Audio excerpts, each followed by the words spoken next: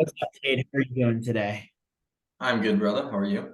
I'm doing great, man. Just living the life, living the dream. You know how it is. How about yourself? I'm good, man. Staying busy and couldn't be more blessed. So Love enjoying that. it. Yeah, I mean, within the first 30 seconds of us hopping on this call, we're both like, oh my gosh, we're so busy. Knock this out real quick, get back to work. So things are moving and grooving in the right direction. I love it. Well, I'll start since we are a little bit on a time crunch here, but I've got just want to let everyone know reminder this month we are doing it on August 31st. Uh that is a Thursday. It's a few Thursdays from now. I know it's not the traditional Friday, but with our venue and how things lined up, we had to move it to that Thursday. So there will be flyers being posted. You'll know when it is. We're going to get those flyers out to you hopefully by the end of this week. So very excited on that. But again, this Thursday, or it'll be the last Thursday of this month. We will resume back to the traditional last Friday of the month, but for this month, it's a little different. So, hopping into my stocks and how the stocks are doing, not my stocks specifically, but my area of interest, the S&P 500 and basically all sectors of the market this past week have been pretty rough. Last week, the S&P was down about 0.5%, but still up about 16% year to date.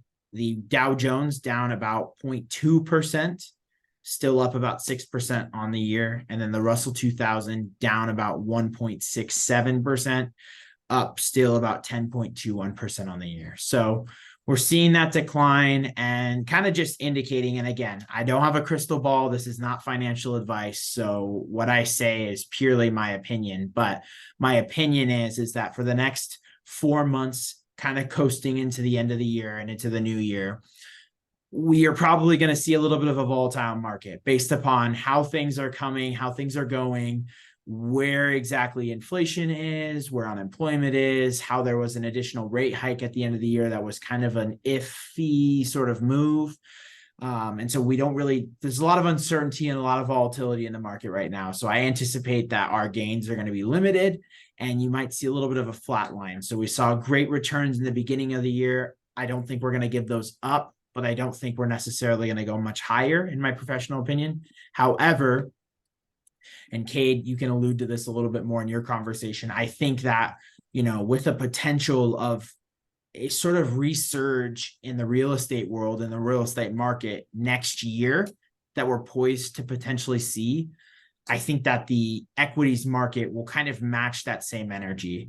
And so this year, if you were in bonds, you did fantastic. And if you were in some equities, you did pretty well. I mean, a 16% return year to date is really, really good in the equities market. Bonds markets, again, I have some portfolios managed or getting about a 12% return. So this year was like the year of the bonds. Next year, I say will be a year of the equities. Still good, decent bond returns, but not quite as high. And then I think we'll see a lot of resurgence in the equities market as well as real estate market. But my call to action is, you see these wavering markets, you see this fluctuation, it says volatilities. It's going to be the same call to action that I've had for months. Just keep investing, keep your plan together, keep it going, consult a professional if you have questions, and honestly, start saving for taxes because that bus is going to be here way before you know it. And so you want to make sure that you're prepared and well established for that hit. So Love that's it. what I got. How about you? Yeah, dude. Well, I'm going to be going over the market briefly here. We're looking at the month of July. The average sales price was 346,000. So it's about $40,000 less than Vail. I want to say it's about 15 grand more than Tucson. So Saudi is kind of a even playing field between the two. As far as closed sales, we're down tremendously. In July of this year, we're at 683.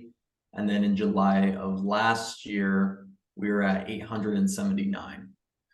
So we're seeing a big decrease there. Again, I think it's just a lot of, people who own property right now, they have a ton of equity in their house. They have low rates, locked rates. And so it doesn't make sense for them if they don't necessarily have to move to sell their house to bank on equity. Whereas in 2021, 2020, you had owners who could sell their home because they had a ton of equity in them still, and then go buy a new home with a lower rate than what they were locked in at. So that's why we saw so much volatility in the markets. So we're kind of seeing that, go away, and the owners that are selling right now are selling because they have to, because they're moving for work or whatever. And so that's kind of why we see that number down. As far as month supply in Saudita, we've kind of stayed stagnant actually for the past 2 months at 2.6. So anything from 1 to 4, that's still a seller's market. And I don't really see that changing. We just don't have a lot of inventory out right now. So that's pretty much it. My biggest call to action for real estate, and I didn't tell you this, Drew, I just backed out of a deal that I was trying to buy. Ultimately, I overvalued what the project was going to be valued at the end of the day. And so my biggest call to action, if you guys are investing in real estate, or maybe you're even looking to purchase a home or anything like that, be very conservative with your numbers and be honest with yourself, because you don't want to get yourself into a bind. It's very hard to get out of once you sign your signatures. So make sure you're being honest with yourself about numbers. People tend to, even when you ask people their net worth, they tend to overshoot it there's an actual metric for that, but people always tend to overshoot things they talk about. Don't overshoot numbers in your investing strategies, especially when it comes to real estate. If you take on a lot of debt to buy things and then you're stuck with, high payments, you could be in a world of hurt. And actually the property I was trying to buy, that's what happened to the seller. So just be honest with yourselves. The best deal is the deal you don't do. That's a saying that I learned early on. So just make sure that when you guys are out there doing things, whether it's buying a business, starting a business, investing in real estate, buying stocks, whatever you're doing, be conservative and be honest about the numbers with yourself. Love that. Love that. And I mean, I completely agree. It's especially, it's like that in all aspects as well, like overshooting what your potential returns are. I mean, I see people who push retirement off even in my world, right? Because they're like, oh, I'll just make up the returns in the back end and I'll be fine, without considering the fact that the older you get, the less aggressive you can afford to be. You know what I mean? So it's all about just like, don't overshoot, don't overestimate what your assets can do for you, because likely you'll be slightly disappointed. I mean, I thought I was gonna, and I'm still cash flowing on my rental property substantially, but like when I drew out the numbers and I figured it all out, I thought that the number that I had in my head for my rental costs, or like the amount of rent I'd be able to get, was like, oh, that's easy, that's cake. And lo and behold, when you pull comps and you see like, oh, actually there are units around that are renting for substantially less, let me get a little bit more reasonable, that number kind of shifts to reality. So I definitely second what you said, for sure. Yeah, absolutely. Just be conservative and know that deals don't come by very often, right? So when you're first getting into investing or whatever it is, you get all stoked because you have a deal come across your desk and you're like, holy crap, this is going to be a deal. And you really want it to work. That's the hard thing. You really want it to work because you know how rare those opportunities come by. So it is very mature and tough to be honest with yourself and say, maybe it's not a deal that makes sense for me, right? It could be a deal, but it might not make sense for me, right? So just be honest with yourself, be conservative with your numbers, because at the end of the day, you're paying the bill, not anyone else, right? So anyway, that's just my biggest call to action. For the quote today, I wanted to talk about a book that I just started reading called Rocket Fuel. And basically, not to get too into it, but in business, the authors of this book are convinced that you need two people to run a really successful company in business. You have kind of the creative, which is their term they use, is the visionary. So this person typically is super creative, always has ideas, but kind of is, fails and is poor when it comes to execution. So they're just very visionary though. They can see things other people can't see. They could see 100% of things that they're trying to tackle, but they just can't really execute well. So you have a visionary, and then you have the integrator, is what they call it. But basically it's the person who can execute extremely well in business. They can follow systems. They're very organized. and they're just very consistent in what they do. So anyway, it's talking about when you put those two people together and you mesh them, the biggest companies in the world, Walt Disney being one of them, come from that dynamic. So if you're in a position where maybe you're working with someone in your business, or you're looking to grow a business with someone, be very intentional about which category you fall into, whether you're the visionary or you're the integrator, and then read that book, because I'm still reading through it, but it's going to teach you how to work together to actually aggressively expand and grow your business. Yeah, I mean, you look at even Steve Jobs and Mike Wozniak of Apple, and you realize that, that was exactly Mike Wozniak was that's his name, right? I think so. Yeah. He's the guy that built the computers. He was the executor. He was the main man, the actual brains behind the operation. And Steve Jobs saw the vision. He saw what Apple could be. And it's so true. So true. It's crazy. And then most people will get caught if you're a visionary, right?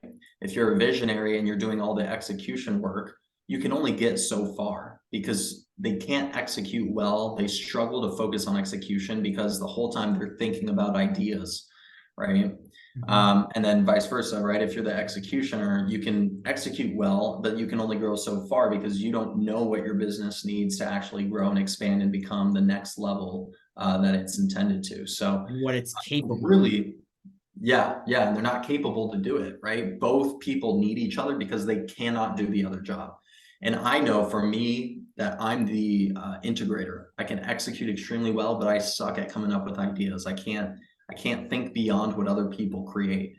And so for me, I can execute extremely well, but I cannot see into the future and expand a business and see all the different parts and how they integrate together. It's just not what I'm good at naturally. So for me, I know I need to work with someone who's a visionary. And most entrepreneurs who are really big are visionaries, right? What would you, if you had to take a guess at what you thought I was, what would you say? I'd probably say you're a visionary. I would agree. I would agree with you. I would say you're a visionary. You're really good at connecting with people. You're a huge networker. You see things other people can't see. So yeah, I would say you're probably a visionary. Yeah. And kind of just to, and the reason why I asked that question is because I wanted you to you do exactly what you did, like list off some things to help, people watching, maybe align with where they specifically stand. Cause like for you, the very first time we sat down together, you showed me your budget, you showed me your Excel spreadsheets, you showed me all of the things that you have aligned within your personal business to make sure that you execute everything as you're able to do. And so you're very organized, you're very to the point, you understand. And I think, even taking something as simple as like the Gallup Clifton strengths exam, just to kind of see where you line up. This is a terrific exam. I learned a lot. Cade and I talked about it for probably an hour and a half to 2 hours after we both took it and kind of compared our scores to see where we lined up. And we were drastically different, but then also drastically the same in different areas of our lives. So very interesting. It's very interesting. And I think that's what hinders a lot of people, especially in business, right? Like they know there's a problem, but maybe they don't understand what the problem is, And so actually my call to action, a second one would be to read books, read Rocket Fuel, read business books. It will help you look at things differently and ultimately just, help you exceed and excel because you're constantly learning, right?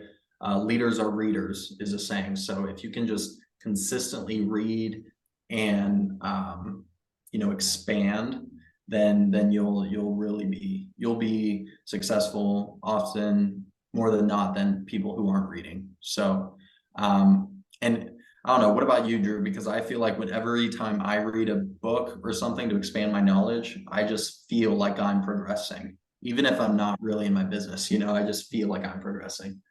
Absolutely. I mean, you get into this realm of talking about the different buckets in your life, right? Physical, you have work, spiritual, finance. And, you kind of look at these buckets and you evaluate that none of them will always be full at the same time. You're never going to get an A in every bucket, right? But trying to shift your alignment to keep them all at least pretty average is the goal in life, and then to excel at maybe a couple of things. So whether I read a book for personal, self-help, even if it is just like talking about how, the importance of not overthinking, and you're talking about, reading a book like that, it's not directly correlated to my business, but it's assisting me in my life so I can be more efficient, Yeah. and that, yeah, every time I read a book, every time I pick up a book, whether it's for business, for personal, or I watch a podcast even, or listen to a video, motivational video, like every time I do that, I'm progressing. My vocabulary is getting bigger. My ability to describe things is getting better, as Yeah. well as just my ability to handle whatever I'm trying to focus is doing better. So I completely agree with you. Heck yeah, dude. Well, dude, that's it, everybody. Thank you guys for watching. We're actually, Drew, we're going to be recording the next one here after we stop this. So when you guys see next week's video, we're going to be in the same clothes. But Drew's decided to go to the Bahamas and leave the dirty tea. And so we have to schedule this one this week. So remember, August 31st, it's a Thursday, 5:30 to 8:30 at the Sands Club. Drew, thanks for talking. Thanks for talking. Look forward to seeing you.